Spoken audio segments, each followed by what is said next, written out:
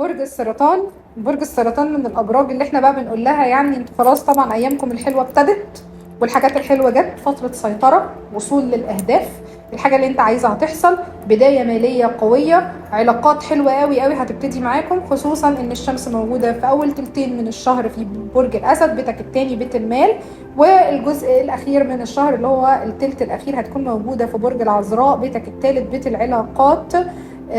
العاطفيه والاسريه، وده بيديلك دعم في الاثنين، انت عندك الخير كله. تراجعات عطارد مش مقصره معاك في حاجه، بالعكس دي جايه معاك في صالحك يا برج السرطان. خلينا نتكلم ببساطه ونقول الترتيبات واهم التواريخ اللي هتكون موجوده عندك. الشمس موجودة في بيت المال عندك من يوم 21/7 لغاية يوم 21/8، وده بيديلك دعم قوي ماديا، توقيع العقود جديدة، قبض فلوس، عندك فترة حلوة جدا جدا من الانفراجات المادية، وضعك أفضل خلال الفترة دي، عندك صعود مادي كويس قوي وكله هيكون ماشي معاك كويس، توقيع العقود جديدة، ممكن يكون عندك انفراجات هائلة، ممكن يكون عندك تطبيق لسداد ديون، ممكن يكون عندك استرداد لدين كان ليك بره في الخارج وتبتدي تسترده فيه، مبالغ ماديه كويسه، عزائم هتطلع فيها حلوه، وعندك فتره سفر رائعه يا برج السرطان ان شاء الله.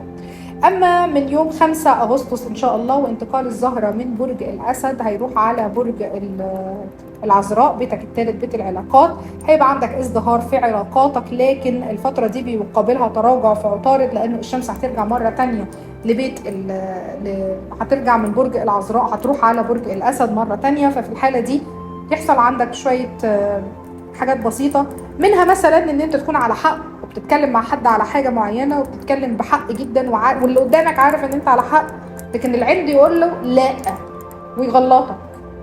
ويقف قصادك ويبقى راس براس قدامك، مع ان اللي قدامك ده عارف ان انت على حق وما بتتكلمش كده، انت بتتكلم وانت عارف انت رايح فين وجاي منين وكل اللي انت عملته صح او غلط وي كل كده، بس ما ينصفكش وما يقولكش ان انت عندك حق لمجرد العند. لكن انت يا برج السرطان ملك الطناش،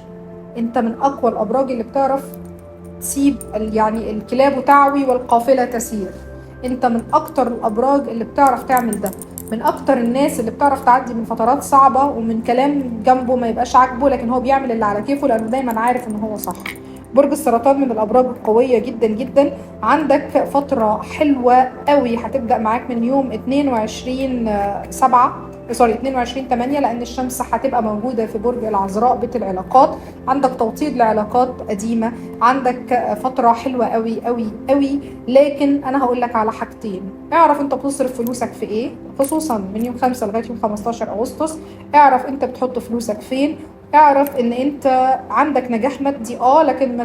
ما ياخدكش الغرور فتبتدي تصرف يمين وشمال وتاخد قرارات ان انت تشتري كذا وتعمل كذا وتحط فلوسك في كذا وتاخد قروض بكذا وتعمل كذا، لا، ركز جدا.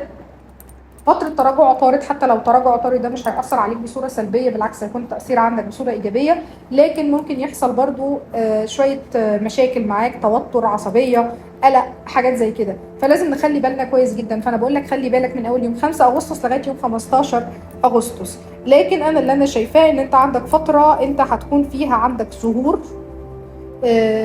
بريق، بتلمع، نجمك بيلمع، انت من اكتر الابراج اللي هيبقى عندها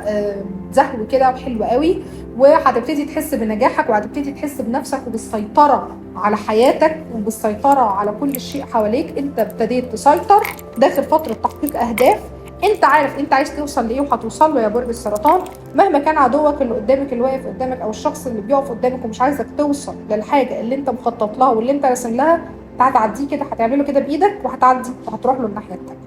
فتره حلوه جدا جدا، فتره استرداد لحقوق اللي اتكلم عنك يا برج السرطان وجاب في سيرتك